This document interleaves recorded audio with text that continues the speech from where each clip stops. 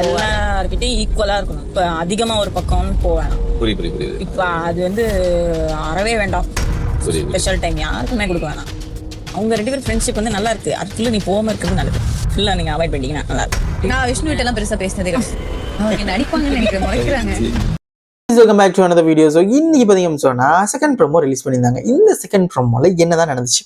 Second promo பொறுத்த வரைக்கும் இன்னைக்கு விஷ்ணுவோட அம்மா என் தங்கச்சி 2 பேருமே காட்டுறாங்க. அவங்க பார்த்தீங்கன்னு சொன்னால் விஷ்ணுக்கு வந்து திட்டிகிட்டு இருக்காங்க அப்படின்னு தான் சொல்லணும். ஏன்னா விஷ்ணு வந்து நீ ஏன் இந்த மாதிரிலாம் பண்ணிட்டு இருக்கு, அவங்க கூட வந்து ஒட்டி வரசாடிட்டு இருக்க, என்ன இதெல்லாம் தேவையில்லை, அதெல்லாம் தேவையே இல்லை, அதெல்லாம் தேவையில்லாத ஒரு கண்டென்ட், நீ அதெல்லாம் பண்ணவே தேவையில்லை, அவங்களுக்கு வந்து முக்கியத்துவம் கொடுக்க வேண்டிய அவசியமே இல்லை, இங்கே நீயே இண்டிவிஜுவலாக விளையாடிக்கோ, அண்ட் அவங்களோட ஃப்ரெண்ட்ஷிப் வந்து இதா இருக்கு, அதுக்குள்ள நீ நுழையவே வேணாம், அது வேணவே வேணாம் அப்படின்ற மாதிரி, அவங்கள நீ பிரிக்கிறதுக்கு ட்ரை பண்ணவே வேணாம் அப்படின்ற மாதிரி, பூர்ணிமாவுடைய ஃப்ரெண்ட்ஷிப்பே தேவையில்லை அப்படின்ற மாதிரி அவங்களுடைய தங்கச்சி வந்து சொல்றாங்க. எல்லாத்துக்குமே வந்து நம்ம விஷ்ணு பார்த்தீங்கன்னு சொன்னா, ஓ எல்லாமே வெளியே தப்பா போயிடுச்சு அப்படின்னு சொல்லிட்டு ஓகே சரி புரியுது அப்படின்ற மாதிரி தலையாடிட்டு இருக்காரு.